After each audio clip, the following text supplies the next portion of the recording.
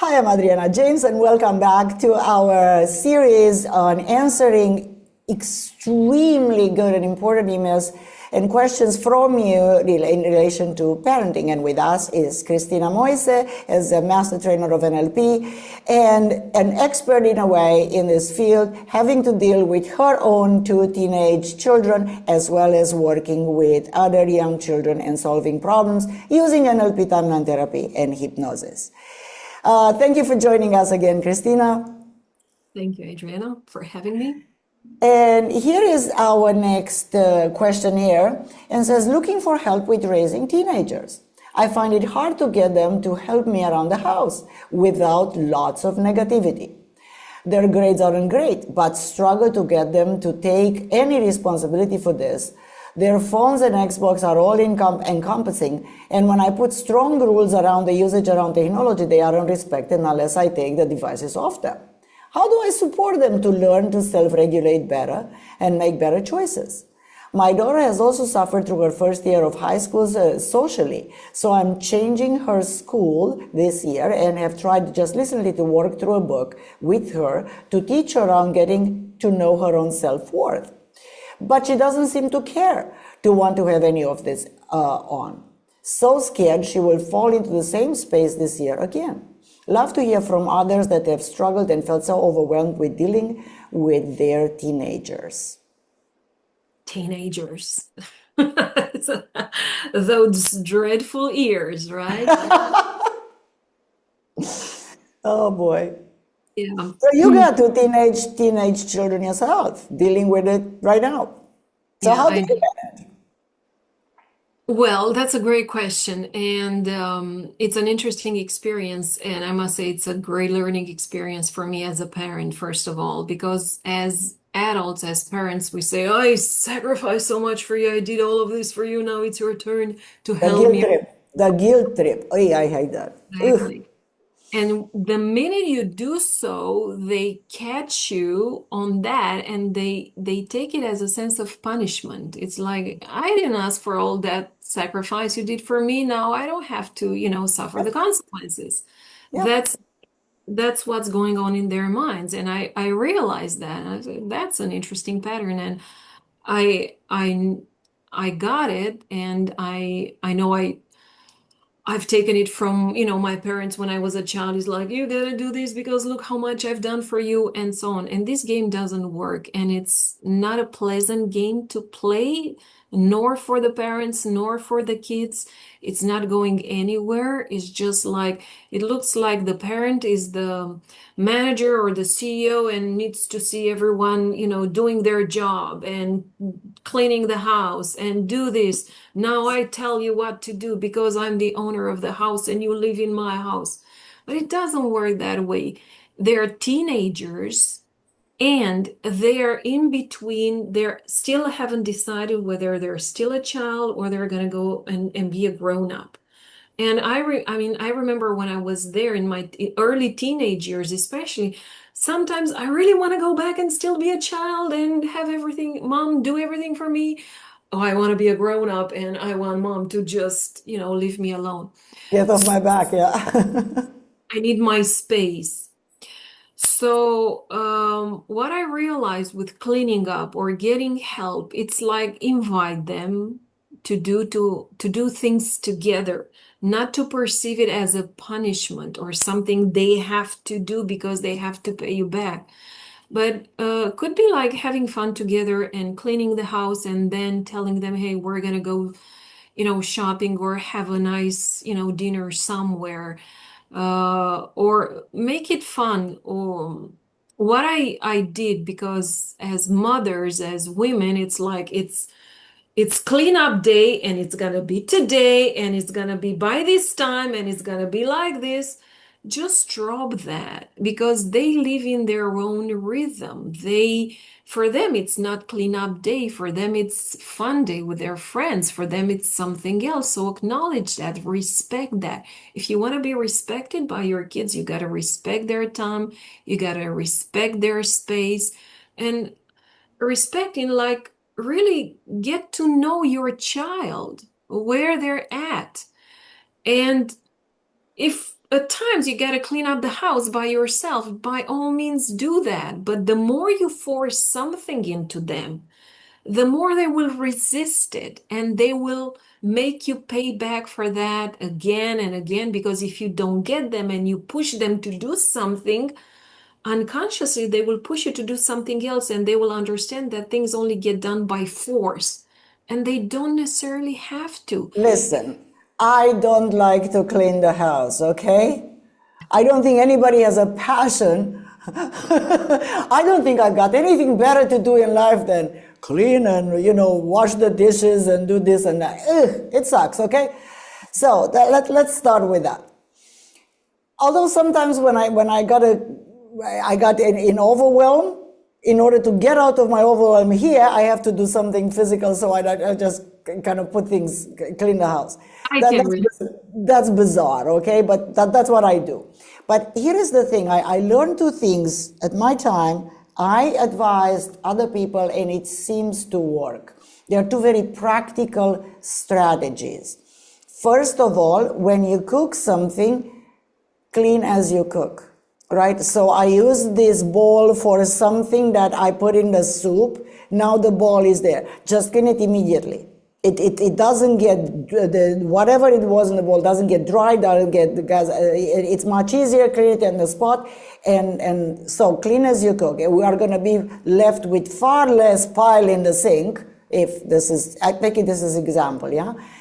And by the time you're done, then simply you shove the other stuff in the dishwasher, and you're pretty much done easily. I don't like to clean after I eat. I don't like to clean after dinner. It sucks. I don't like it. So I do everything I can to have as little amount of things. That's just my strategy. I'm just sharing, okay? Here, good. So that's the first thing. Second thing is the notion of put away. Right? And I surprise myself. I know where to go get whatever I need. And not only for cooking, or in general. And then, I'll put it back later.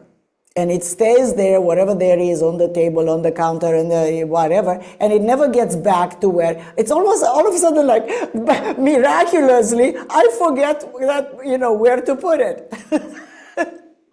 And then stuff accumulates. And I do this especially when I teach trainings.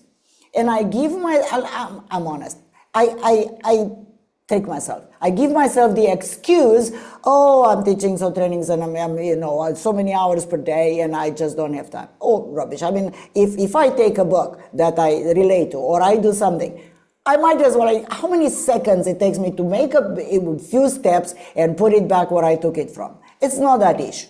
I'm just giving myself an excuse, all right? So that's number one. Number two, I think, I'm running this by you, Cristina.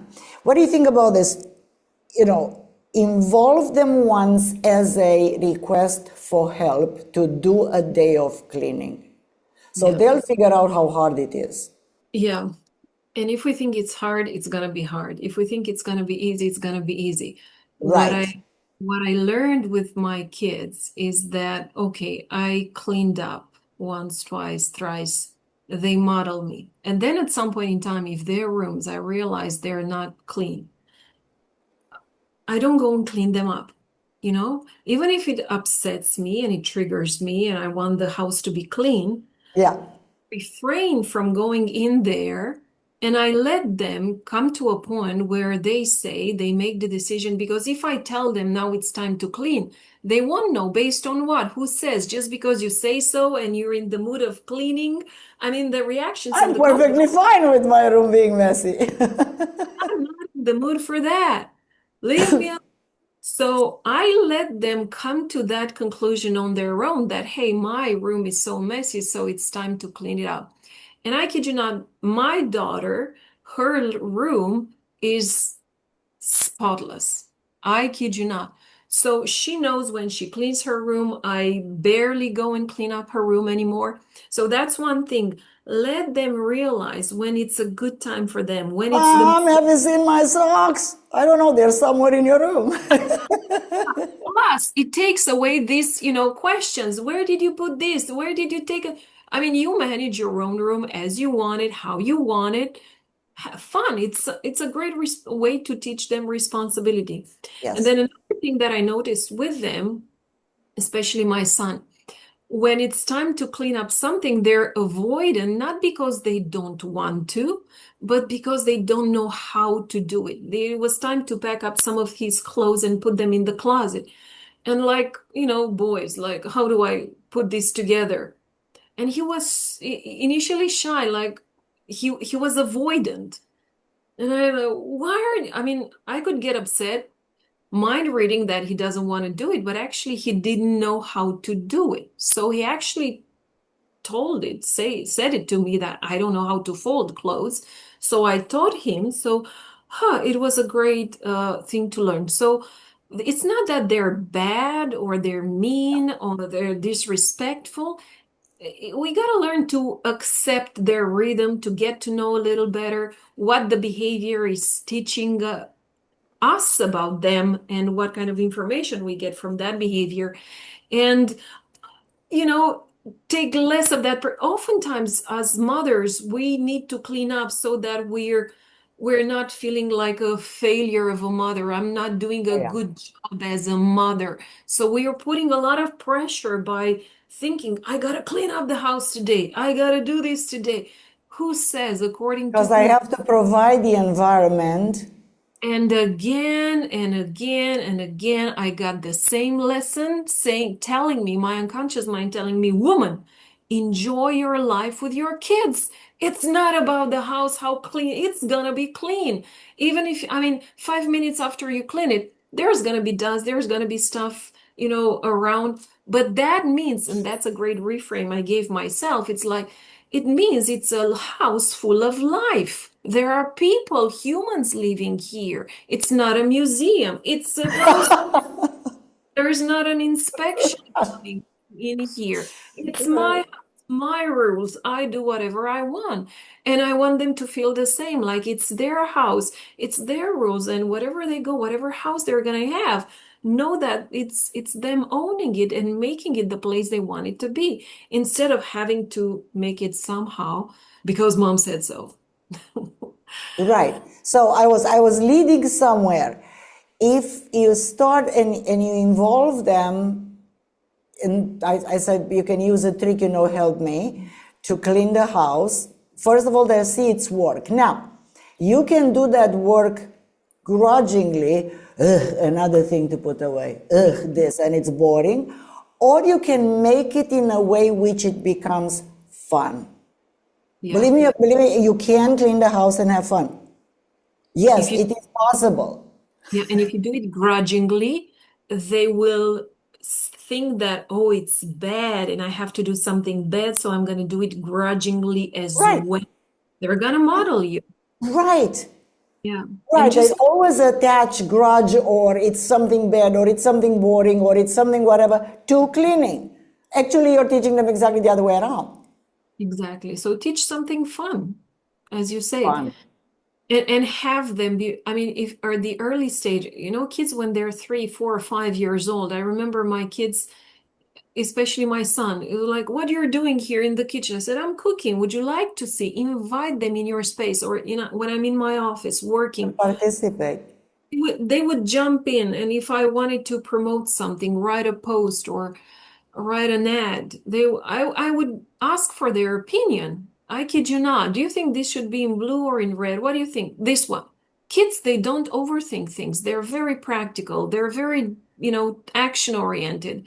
And they see this, you are part of their life. They are part of your life. They are part of everything that's going on around the house. It's not like anything is hard, or it's only children's space, only play. Children only have to do these things. The rest are for grown-ups. And then it's so funny because oftentimes mothers or fathers, parents raise their kids, oh, you're a child, you're not supposed to know this, you're not supposed to do this. And then Yes. 18, instantly they think there is like a magic, thing that they press, and the child automatically knows how to be a grown up, how to take care of themselves. No, that's not how you teach it gradually and take that child seriously. They're capable of so much more than you think they are. Yeah, so But 18 is, it all depends how you present it to them. yeah, exactly. Because you And can suggest them. You suggest, it's so easy to suggest your kids. Kids are very suggestible. Like in hypnosis, we talk about suggestions and how to give positive suggestions to right, kids. how to use language positive, yes? And how suggestible they are, especially before the age of 7. I mean, everything they hear, they take it in like a sponge. So Yes. if hear you complain about something, or if they see you being joyful about something, they're gonna be joyful as well. So have fun with them. It's like throw I at some point we play together with imaginary snowballs, giving them suggestions. And this snowball, I'm gonna throw it at you, and it's full of joy, and you're gonna be joyous, and you're gonna be this and that. So do this. The kids don't know the difference between what's real, what's not real, because the unconscious mind does not do And this. they have a fabulous imagination. Exactly. So everything they see, it's like they live in a fantasy world. So the more you learn and the more you know about how the unconscious mind operates and how to navigate life with kids, since Oh. they are born, not from until they're 18, because it's convenient for us to get some help around the house, it's be so much different and better for you and them. But you said something, I just caught something that he just said. I never thought of that before. So kids are unconscious mind, and the more you learn your own unconscious mind, who's still operating like a kid, doesn't matter what age you are, the more you're going to learn why your kid does what they do and how to deal with them. I Absolutely. never made this connection before. Wow, this is well said. This is really well said. And how many people, unless they go through the process of learning, how many people know even, so many people don't even know they have what we call an unconscious mind, right?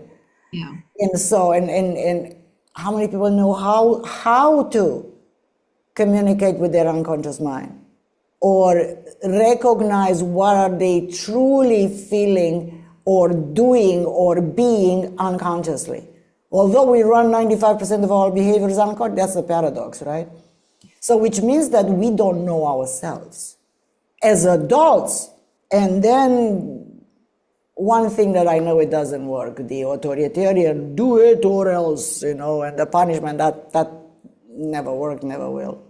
I It mean, goes. it does work because you get up in military types training with your kids, but no, it doesn't produce a healthy child and a healthy adult afterwards.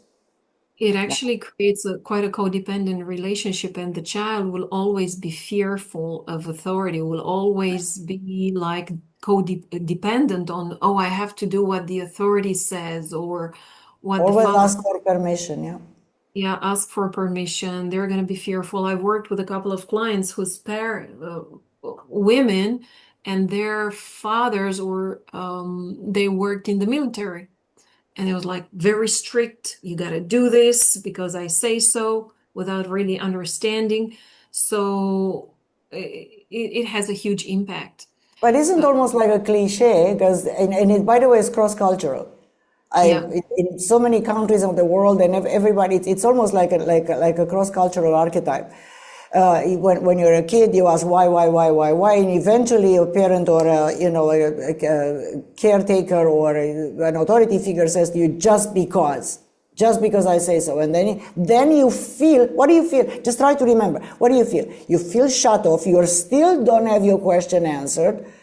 You are shut off and you simply get into blind obedience, but your question is still there. It yeah, never goes away. It's never complete. It's never to your satisfaction.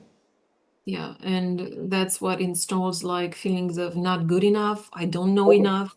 Yep. I need to always ask daddy or someone else, an authority figure, to let me know what I should do, what I should be. Mm-hmm. And then asking. people cannot even make a decision on their own when they're Yeah. adults. Yeah, and it doesn't cease to amaze me how people still, I mean, if only people realize that whatever happens in, even if they're 50, 60, 70, 80 years old, whatever happens in their life is a replay of what was there, what is there at their unconscious mind level, and that's something that's been with them for all their life. People who say, "All my life I've been like this." Yes, and that's been installed in your childhood, and you can change it once you become aware of it. That's Hmm. the easiest way and the fastest way to change yourself. Yep. And it's funny when working with women, with mothers. I worked with a mother of, she had two twin boys and a daughter. The daughter, she was elder, and I did timeline therapy with her. I did work with her, and then she said, "Well, I went home and I was so calm and relaxed. I was not triggered, and my boys were looking at me, not knowing what to say. Who is this woman?" They were feeling like they have a new mother. And this is how it goes. You change, and people around you notice that change, and the relationship changes. And it's absolutely fascinating how easy and how fast we can change patterns that have been with us for a lifetime, with a positive impact not only on us, our own well-being, but also on the people around us. Because as a Sure. mother, you It want your reflects. kids to be fun. You want your kids to. I think there was a woman who said, "I don't want to be that kind of mother who is always having arguments with the child and Yes, makes yes. the child cry," right? And this Mm-hmm. is how you do it. First, prioritize yourself. Do Yep. work on yourself. Get to know yourself, as you say. And then you'll see that even Change the, some things with you. yeah, And then, because you mentioned, I have to say it in a previous email, is somebody mentioning, I get triggered. Yes, but triggers are simply some things that we do inside our minds and we can change them. It's yeah, very complicated to explain, it's very easy to do. I mean, it's not very complicated, but you need basic understanding of some topics of NLP, like how do we hold in our mind images, what are the qualities of those images, and change them around, and we can change those triggers. So even if that thing happens, we don't respond the same way. yeah, And that you led me to this thought because you said, they were looking, who's this woman? I mean, what happened to mom? Mom is calm. yeah. Mom's not agitated. Yeah, right. Good job. All right.